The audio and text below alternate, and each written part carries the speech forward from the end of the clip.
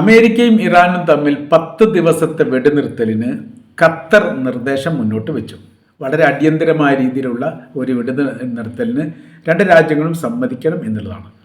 അതിലെ കരാറിൽ പറയുന്ന കാര്യം ഇങ്ങനെയാണ്: പൂർണ്ണമായ രീതിയിൽ യുദ്ധാവസാനം അമേരിക്ക നടത്തുക, അതോടൊപ്പം തന്നെ സ്വതന്ത്രമായ രീതിയിൽ ഹോർമുസ് കടൽ ഇറാൻ തുറക്കുകയും ചെയ്യാം. ഹോർമുസുമായിട്ട് ബന്ധപ്പെട്ട് വലിയ സാമ്പത്തിക പ്രയാസങ്ങൾ ലോകാടിസ്ഥാനത്തിൽ ഉണ്ടായിട്ടുണ്ട്. പല ഘട്ടങ്ങളിൽ അമേരിക്കൻ പ്രസിഡന്റ് ഡൊണാൾഡ് ട്രംപ് പറയുന്ന കാര്യം ഹോർമുസ് പ്രശ്നമൊന്നുമില്ല, അതൊരു സ്വതന്ത്ര പാതയായിട്ട് ഇപ്പം നിലനിൽക്കുന്നു, ഏത് കപ്പലുകൾക്ക് അവിടെ വരാം, അവിടെ പ്രശ്നങ്ങളൊന്നുമില്ല എന്ന് പറയുന്നു എന്നല്ലാതെ അത് കള്ളത്തരമാണ്. ഒരു കപ്പലിന് അങ്ങോട്ട് പോകാൻ പറ്റുന്നില്ല. ഒറ്റപ്പെട്ട 1, 2, 3 കപ്പലുകൾ ഇറാൻ്റെ അനുമതിയോടുകൂടി പോകുന്നു എന്നതല്ലാതെ 100-ലധികം കപ്പലുകൾ നിത്യേന പോയിക്കൊണ്ടിരുന്ന ഈ കടലെടുക്ക് ഏറെക്കുറെ അടഞ്ഞു കിടക്കുന്ന രീതിയിലാണ് കാണാൻ വേണ്ടി സാധിക്കുന്നത്. അപ്പോൾ മധ്യസ്ഥ തത്വങ്ങൾ തങ്ങൾ അറിഞ്ഞിട്ടുണ്ട് എന്ന് ഇറാൻ പ്രതികരിച്ചു. ഖത്തറുമായിട്ട് ബന്ധപ്പെട്ട വിഷയത്തെക്കുറിച്ചാണ് പറയുന്നത്. ഞങ്ങൾ അറിഞ്ഞിട്ടുണ്ടെങ്കിലും അത് ഏത് തരത്തിൽ പ്രതികരിക്കണം എന്നുള്ളതിനെക്കുറിച്ച് ആലോചിച്ച് വരികയാണ്. അഥവാ ഇതിന് താല്പര്യക്കുറവുള്ള തരത്തിലാണ് ഇറാൻ്റെ ഭാഗത്ത് നിലപാടുണ്ടായത് എന്ന് പറയുന്നു. ഇനി അമേരിക്കയുടെ ഭാഗത്തുനിന്ന് ഈ വിഷയവുമായിട്ട് ബന്ധപ്പെട്ടതിനെക്കുറിച്ചുള്ള മറുപടികൾ ഇതുവരെ ലഭിച്ചിട്ടില്ല. ട്രംപിനോട് ഈ കാര്യം നേരിട്ട് തന്നെ പറഞ്ഞിട്ടുണ്ടെന്നാണ് പറയുന്നത്. അഥവാ അവർ പറയുന്ന കാര്യം ഇങ്ങനെയാണ്: പൂർണ്ണമായിരിക്കുന്ന ഒരു യുദ്ധവിരാമമല്ല, താൽക്കാലികമായിരിക്കുന്ന ഒരു വെടിനിർത്തൽ ഒരു സമാശ്വാസം എന്ന നിലക്ക് ഉണ്ടാവണം. അത് അനിവാര്യമായിരിക്കുന്ന കാര്യമാണ്. അതല്ലാത്ത രീതിയിൽ വരുന്ന സമയത്ത് വലിയ രീതിയിലുള്ള നാശങ്ങളും നഷ്ടങ്ങളും മരണങ്ങളും കെടുതികളും ദുരന്തങ്ങളും നിങ്ങൾ മാത്രമല്ല മറ്റുള്ള രാജ്യങ്ങൾ അനുഭവിക്കുന്നുണ്ട്. ഒരു 10 ദിവസത്തെ വെടിനിർത്തൽ ഉണ്ടാകുന്ന സമയത്ത് ഈ മേഖലയിലൂടെ സ്വതന്ത്രമായ രീതിയിൽ കപ്പലുകൾക്ക് പോകാൻ സാധിക്കുമ്പോൾ ഏറെക്കുറെ എണ്ണ പ്രതിസന്ധി അവസാനിക്കുകയും ചെയ്തു. ഇത് നിത്യേന പെട്രോളിയത്തിൻ്റെ വില കൂടുന്ന സ്ഥിതിയിലേക്കാണ് പല രാജ്യങ്ങളും ഇപ്പോൾ പോയിക്കൊണ്ടിരിക്കുന്നത്. അത് ആവശ്യമില്ലാതെയും കൂട്ടുന്നുണ്ട് എന്ന് പറയുന്നു. കാര്യം എന്ന് പറഞ്ഞാൽ ഈ ക്രൂഡ് ഓയിലിൻ്റെ വില കുറയുന്ന സമയത്ത് കൂട്ടിരിക്കുന്ന പെട്രോളിൻ്റെ വില കുറക്കുന്നില്ല. അത് അങ്ങനെ തന്നെ അല്ല, അതിൽ കൂട്ടാനാണ്, കൂടുതലാക്കാൻ വേണ്ടിയിട്ടാണ് ശ്രമിക്കുന്നത്. അപ്പോൾ ഖത്തറിനെ സംബന്ധിച്ചിടത്തോളം ഉദൈദ പോർട്ടുമായിട്ട് ബന്ധപ്പെട്ട് ഒരുപാട് വിവാദങ്ങൾ ഇതിന് മുമ്പ് തന്നെ ഉണ്ടായതാണ്. ഈ അടുത്തും ഇറാൻ ഖത്തറിനെ ആക്രമിച്ചിട്ടുണ്ട്. അങ്ങനെയൊക്കെ ആണെങ്കിലും ഈ ഒരു ആക്രമണത്തിന് ഒരു പരിസമാപ്തി ഉണ്ടാകുന്നില്ലെങ്കിൽ അതിൻ്റേതായിരിക്കുന്ന പ്രയാസം ഉണ്ടാകും എന്നുകൂടി ഇതിനോടനുബന്ധിച്ച് തന്നെ പറയുന്നുണ്ട്. അപ്പോൾ ഈ വിഷയം വളരെ കൃത്യതയോടുകൂടി അമേരിക്കയോടും ഇറാനോടും പറഞ്ഞിട്ടുണ്ട് എന്നാണ് പറയുന്നത്. എന്നാൽ ഇറാൻ ഇതിൽ ഒരു നിർദ്ദേശം മുന്നോട്ട് വെച്ചതായിട്ട് കാണുന്നു. അത് അനൗദ്യോഗികമായിരിക്കുന്ന നിർദ്ദേശമാണ്. പറയുന്ന കാര്യം സമാന്തര പാത അടച്ചുപൂട്ടണം എന്നുള്ളതാണ്. ഒമാൻ്റെ തീരം ചേർന്നുകൊണ്ട് അമേരിക്ക സൃഷ്ടിച്ചതാണ്. ഹോർമുസിൻ്റെ കടൽ തീരം ഇല്ലാതെ തന്നെ ഈ മേഖലയിലേക്ക് കപ്പലുകൾ വരാനുള്ള സൗകര്യങ്ങൾ ഉണ്ടാക്കാൻ വേണ്ടിയാണ് ആ പ്രവർത്തികൾ ചെയ്തത്. ആര് ചെയ്തത്? അമേരിക്ക ചെയ്തത്. അത് അടച്ചുപൂട്ടണം. അതിലൂടെ ഒരു തരത്തിലുള്ള കപ്പൽ ഗതാഗതം തങ്ങൾ അനുവദിക്കുകയില്ല എന്ന് ഇറാൻ പറയുന്നു. മാത്രമല്ല, തങ്ങളുടെ പാതയിലൂടെയാണ് കപ്പൽ പോകുന്നത് എങ്കിൽ തങ്ങൾക്ക് മാന്യമായിരിക്കുന്ന ചുങ്കം ലഭിക്കണം. അന്താരാഷ്ട്ര പാതയായിരുന്നു അത് ഈ ഫെബ്രുവരി 28 അവസാനിച്ചു. തങ്ങളുടെ രാജ്യത്ത് കടന്ന് ആക്രമണം നടത്തുകയും തങ്ങളുടെ ആത്മീയ നേതാവിനെയും കുട്ടികളെയും കൂട്ടക്കൊല നടത്തുകയും ചെയ്ത അമേരിക്കയോട് ഞങ്ങൾ ഒരിക്കലും സന്ധിയാവില്ല, അതുകൊണ്ട് നിലപാടിൽ നിന്ന് മാറ്റമില്ല എന്നുള്ള കാര്യം അവർ തുറന്നു പറയുന്നുണ്ട് എന്ന് ചുരുക്കം. അപ്പോൾ എവിടെ ഇത് കൊണ്ടെത്തിക്കണം, എവിടെ ഇത് അവസാനിക്കുമെന്ന് ഇപ്പോഴും പറയാൻ പറ്റില്ല. ഇന്നും ആക്രമണം നടന്നിട്ടുണ്ട്. 10 അമേരിക്ക ഇറാന് നേരെ ആക്രമണം നടത്തിയിട്ടുണ്ട്. തിരിച്ച് മാരകമായിരിക്കുന്ന തിരിച്ചടി ഉണ്ടായിട്ടുണ്ട്. അത് ബഹ്റൈനും കുവൈത്തിനും നേരെ നടന്നിട്ടുണ്ട്, ജോർദാനും നേരെ നടന്നിട്ടുണ്ട് എന്നാണ് പറയുന്നത്.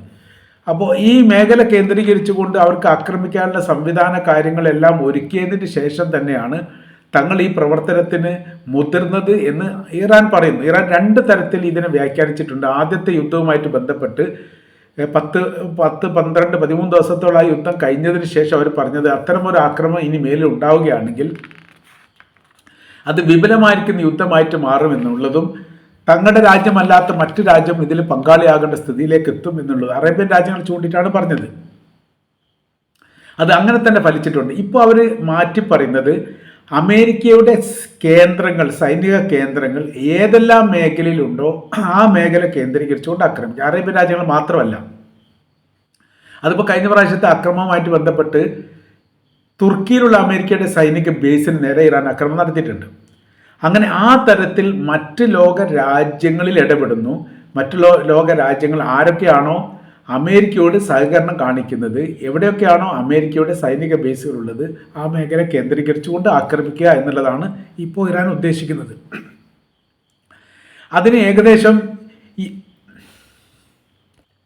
25,000-ത്തിലധികം പുതിയ സൈനികരെ റിക്രൂട്ട് ചെയ്തിട്ടുണ്ട് എന്ന് കാണാൻ പറ്റുന്നു.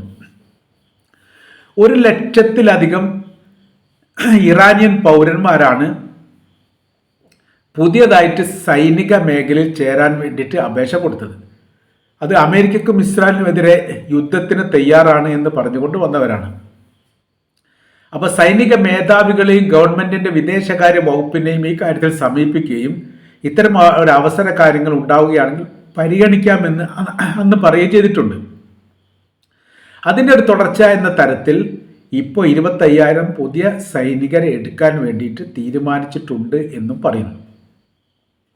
അങ്ങനെ വരികയാണെങ്കിൽ ഇറാനെ സംബന്ധിച്ചിടത്തോളം അവർ യുദ്ധത്തിൽ നിന്ന് വിരാമം ഉണ്ടാവുകയല്ല, പുതിയ യുദ്ധമേഖല സൃഷ്ടിച്ചുകൊണ്ട് ഇത്തരം അമേരിക്കയുടെ നയനിലപാടുകളെ രൂക്ഷമായിട്ട് വിമർശിക്കുന്ന തരത്തിലേക്ക് കാര്യങ്ങൾ എത്താൻ വേണ്ടിയിട്ട് പ്രവർത്തികൾ ചെയ്യാൻ വേണ്ടിയാണ് എന്നും അനുമാനിക്കാൻ സാധിക്കുന്നതാണ്. രണ്ടാമത് പറയുന്നത് ദ്വീപ് കേന്ദ്രീകരിച്ചുകൊണ്ട് ഹോർമുസ് കടലിനോട് ചേർന്നുകൊണ്ട് നൂറുകണക്കിന് ചെറിയ ചെറിയ കൊച്ചു ദ്വീപുകളുണ്ട്. ഈ ദ്വീപുകളിൽ സൈന്യം നിരീക്ഷണം നടത്തുന്നതും ആൾതാമസമില്ലാത്തതും സൈന്യം തന്നെ പ്രവേശിക്കാത്തതുമായിരിക്കുന്ന പല ദ്വീപുകളുണ്ട്. ഇവിടെയെല്ലാം വലിയ സുരക്ഷാ സംവിധാനം ഒരുക്കുക, കടൽ മേഖല പൂർണ്ണമായ രീതിയിൽ സംരക്ഷിക്കാൻ വേണ്ടി പുതിയൊരു സൈനിക സംവിധാനത്തെ തന്നെ സൃഷ്ടിക്കുക എന്നാണ് അവർ ഉദ്ദേശിക്കുന്നത്. അങ്ങനെ വരുന്ന സമയത്ത് കടൽ മേഖല കേന്ദ്രീകരിച്ചു കൊണ്ടുള്ള അമേരിക്കയുടെ എല്ലാ പ്രവർത്തനങ്ങളും അവസാനിപ്പിക്കാൻ പറ്റും. ഒരുപാട് ദ്വീപുകൾ അങ്ങനെ എണ്ണി പറഞ്ഞുകൊണ്ടുള്ള ദ്വീപുകൾ പറയുന്നുണ്ട്. ഈ ദ്വീപിനെ പല ഘട്ടങ്ങളിലും ഇറാൻ നോട്ടമാക്കുന്നുണ്ട്, ഇറാൻ ലക്ഷ്യമാക്കുന്നുണ്ട്. അതിനവർ പറയുന്ന കാര്യം തന്നെ ഇങ്ങനെയാണ്: ദ്വീപ് കേന്ദ്രീകരിച്ചുകൊണ്ട് തങ്ങൾക്ക് വലിയ രീതിയിലുള്ള ആക്രമണം നടത്താൻ വേണ്ടി സാധിക്കും. ഹോർമുസിൻ്റെ നിയന്ത്രണം പിടിക്കാൻ വേണ്ടിയിട്ട് ഏറ്റവും നല്ലത് കൊച്ചു ദ്വീപുകളാണ്. ആ ദ്വീപ് ആളില്ലാത്ത മേഖലയൊക്കെ വരുന്ന സമയത്ത് കൈയെടുക്കുക എന്നുള്ളതാണ്. ഇത് നിരീക്ഷിച്ചുകൊണ്ട് ഈ മേഖല കേന്ദ്രീകരിച്ചുകൊണ്ട് ആക്രമണം നടത്താൻ ഇറാൻ തുനിഞ്ഞിട്ടുണ്ട്, അല്ലെങ്കിൽ ഇറാൻ അങ്ങനെ പരിശ്രമം നടത്തിയിട്ടുണ്ട് എന്ന് പറയുന്നു. എന്നാൽ ഇത്തരം പ്രവർത്തികളൊക്കെ ഇപ്പോഴത്തെ നിലവിലെ സാഹചര്യത്തിൽ നടന്നുകൊണ്ടിരിക്കുന്നു എന്നുള്ളതാണ്. അഥവാ ചെറിയ ഈ ദ്വീപുകൾ പിടിച്ചെടുക്കാൻ വേണ്ടിയിട്ട് അമേരിക്ക ശ്രമിക്കുകയും അതിന് വെടിവെപ്പുണ്ടാവുകയും വലിയ ആക്രമണം നടത്തുകയും ചെയ്യുന്നുണ്ട്. അതൊന്നും പരസ്യമായ രീതിയിൽ പ്രസ്താവനകളായിട്ട് പുറത്തു വരുന്നില്ല. അതിന് കാര്യം അവർ പറയുന്നു, സുരക്ഷാ സംവിധാന കാര്യവുമായിട്ട് ബന്ധപ്പെട്ടത് കൊണ്ടാണ് അങ്ങനെ ചെയ്യാത്തത്. സുരക്ഷ എന്ന് പറയുന്ന സമയത്ത് അമേരിക്കയുടെ സൈനികർ ഈ മേഖല ഇറാനുമായിട്ട് ബന്ധപ്പെട്ട വിഷയത്തിൽ അവരുടെ മേഖലയിൽ യുദ്ധം ചെയ്യാൻ വേണ്ടി പല അമേരിക്കൻ സൈനികർക്കും താല്പര്യമില്ല. നിർബന്ധത്തിന് വഴങ്ങിയിട്ടും ഒഴിഞ്ഞു മാറാൻ പറ്റാത്തത് കൊണ്ടുമാണ് ആ പ്രവർത്തനങ്ങൾ അവർ ചെയ്യുന്നത്. അപ്പോൾ ഇപ്പോഴത്തെ ഒരു ഘട്ടത്തിൽ ഒറ്റപ്പെട്ട ദ്വീപിന് സുരക്ഷ ഒരുക്കുക, അല്ല ഒറ്റപ്പെട്ട ദ്വീപിൽ സൈനികർ നിർത്തുക എന്ന് പറയുന്നത് വലിയ അപകടകരമായിരിക്കുന്ന രീതിയാണ് എന്ന് അമേരിക്കയുടെ ചില സൈനിക മേധാവികൾ തന്നെ അഭിപ്രായപ്പെട്ടിട്ടുണ്ട്. എല്ലാ നിലപാടുകളും അമേരിക്കയുടേത് ശരിയൊന്നുമല്ല. പല തെറ്റായിരിക്കുന്ന നിലപാട് കൊണ്ടാണ് യഥാർത്ഥത്തിൽ അമേരിക്കയ്ക്ക് ഈ യുദ്ധത്തിൽ ജയിക്കാൻ വേണ്ടി പറ്റാത്തത്. എന്നാൽ ഇറാനെ സംബന്ധിച്ചിടത്തോളം കൃത്യമായ രീതിയിൽ വരച്ചുകൊണ്ട് അതിൻ്റെ റൂട്ടിലൂടെ മാത്രമാണ് അവർ സഞ്ചരിക്കുന്നത്. അതുകൊണ്ട് അവർക്ക് വിജയിക്കാൻ വേണ്ടി സാധിക്കുകയും ചെയ്യുന്നുണ്ട്.